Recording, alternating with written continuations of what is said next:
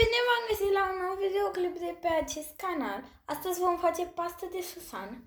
Și vom avea nevoie de 150 de grame de semințe de susan, sare după gust și 2 linguri de ulei. La sfârșit, eu voi degusta această pastă de susan cu niște hummus făcut de casă în episodul trecut, avocado și pâine ca să întindem ce trebuie.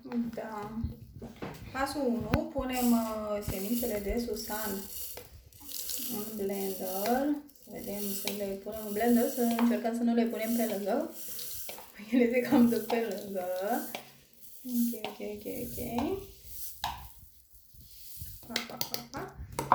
Așa. Punem acum cele 2 linguri de ulei. Și încă una, deci 2 linguri de ulei și Sare, cam un vârf de lingură, le dăm bine prin mixer, care e blender, prin blender. Da, așa, le mixăm prin blender, da? Deci, sperăm să meargă. Nu l-am pus noi aici bine cum trebuie și văd că nu merge.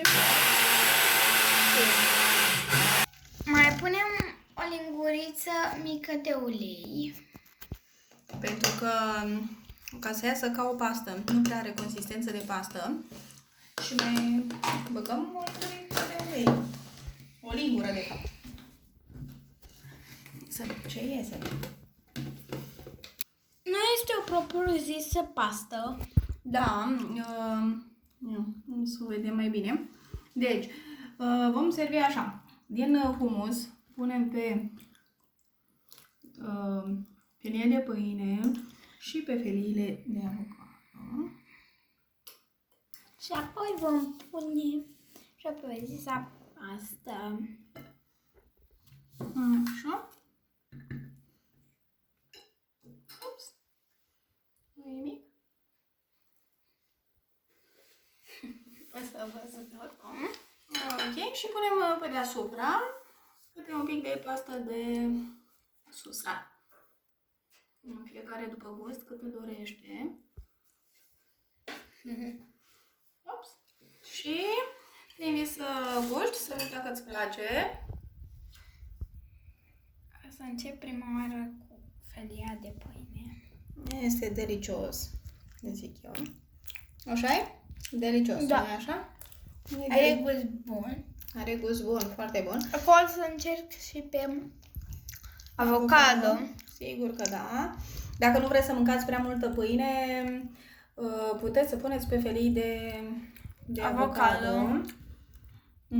Hummus cu pastă de semințe de susan și este delicios. Așa este? Da. Vă spun eu singur că așa este pentru că are gura plină. Dacă v-a plăcut, nu uitați să apăsați butonașul de like, să ne urmăriți. Dacă aveți întrebări, oricând așteptam să le puneți în comentarii și noi vom răspunde foarte Puteți repede. să puneți rețete pe care ați vrea să le facem în comentarii. Exact. Vă pupăm, pa, pa!